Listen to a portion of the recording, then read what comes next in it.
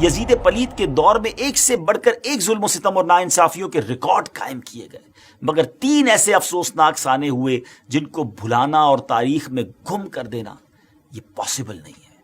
اس میں سے ایک سانحہ کربلا، دوسرا ثانیہ حرہ، اور تیسرا اس ظالم نے مکہ مکرمہ پر بھی حملہ کیا۔ حرہ کے معنی کیا ہے؟ حرہ کہتے ہیں پتھریلی زمین کو، اور چونکہ مدینہ منورہ کے باہر ایک حصہ پتھریلا اور آتش فشاں کے پتھروں سے ڈھکا ہوا ہے، یہ واقعہ وہیں پیش آیا تھا، دشمن فوجوں نے وہیں اپنا پڑاؤ ڈالا تھا، اس وجہ سے اس کو حرہ کا علاقہ کہا جاتا ہے۔ کربلا کے خونی واقعے کے بعد چونکہ لوگ یزید کی خباثت اور بے دینی سے مزید آگاہ ہو گئے تھے، لہٰذا انہوں نے اس کے خلاف اٹھنے کا فیصلہ کیا۔ حضرت عبداللہ ابن زبیر رضی اللہ تعالیٰ عنہ نے یزید کے خلاف علم بلند کیا اور مکہ مکرمہ میں انہوں نے اعلان کیا کہ خلافت قائم فرمائیں۔ اہل مدینہ نے کربلا میں یزید کی فوج کے کارنامے سنے تو وہ بھی حضرت عبداللہ بن زبیر سے مل گئے اور ان سے بیعت کر لی۔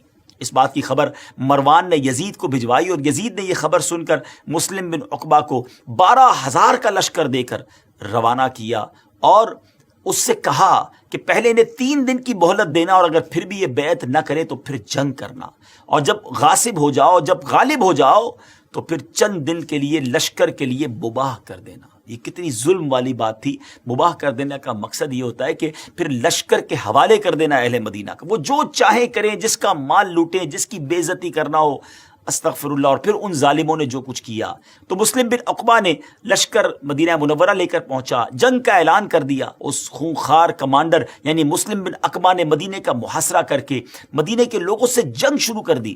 چند دن تک تو وہ مدینہ پاک میں داخل بھی نہ ہو سکا۔ اب اس ظالم نے دھوکہ اور فریب شروع کیا اور کسی اور طریقے سے مدینے میں داخل ہوئے اور مدینہ پاک میں لوگوں کا خون بہانا شروع کر دیا۔ ایک سپاہی ایک عورت کے گھر میں داخل ہوا، اس عورت کا ایک چھوٹا سا دودھ پیتا بچہ تھا، شیر خوار بچہ تھا۔ سپاہی نے اس سے مال و دولت کے بارے میں پوچھا۔ عورت نے کہا کہ مال تو جتنا تھا تمہارے سپاہی لوٹ کر لے گئے۔ اب اس ظالم نے کیا کیا، جب مال نہ ملا تو اس چھوٹے سے بچے کو اٹھا کر دیوار پر مارا، اور دیوار پر اس طرح مارا کہ اس چھوٹے سے بچے کا دماغ جو ہے، مغز جو ہے وہ باہر آ گیا۔ لیکن یاد رہے کہ اس ظلم کے واقعے کے اندر مہاجر و انصار سے 1700 افراد اور دوسرے مسلمانوں میں سے 10,000 لوگ قتل ہوئے۔ جی ہاں، مدینہ منورہ میں اپروکسیمیٹلی 12,000 لوگوں کا قتل ہوا۔ لشکر والوں نے مدینے کے لوگوں کے اس طرح سر کاٹے جیسے کسائی بھیڑ بکری کا سر کاٹتا ہے۔ مسلم بن عقبہ جب مدینہ پر مسلط ہو گیا تو اس نے مدینے کے لوگوں سے یزید کے غلام کی حیثیت سے بیعت لی تھی تاکہ ان کے بال اور ان کی اولاد یزید کے اختیار میں آ جائے، اور جس طرح وہ چاہے اس پہ تصرف کرے، اور اگر وہ منع کرتے تو ان کو قتل کر دیا جاتا۔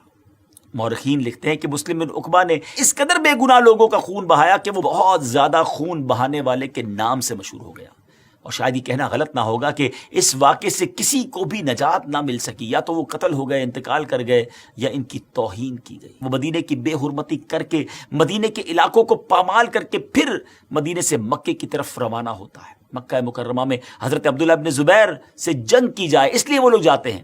ابھی یہ راستے میں تھا کہ مسلم بن عقبہ کا ٹائم پورا ہو گیا، اس کو موت نے پکڑ لیا۔ مسلم بن عقبہ کے مرنے کے بعد جب یزیدی فوج وہاں سے روانہ ہوئی تو وہ عورت، جس عورت کے بچے کے ساتھ اس ظالم نے ایسا کیا تھا، وہ اس کی قبر پر آئی اور اپنے غلاموں کے ساتھ جب قبر کھدوائی تو اس نے دیکھا کہ اس ظالم کی لاش کے ساتھ سانپ لپٹا ہوا ہے۔ ایسے لوگوں کا انجام پھر ایسا ہی ہوتا ہے۔ نہ یزید کی وہ جفا رہی، نہ شمر کا ظلم و ستم رہا، جو رہا تو نام حسین کا، جسے یاد رکھتی ہے کربلا۔ ناظرین، ظالم کا انجام برا ہی ہوتا ہے۔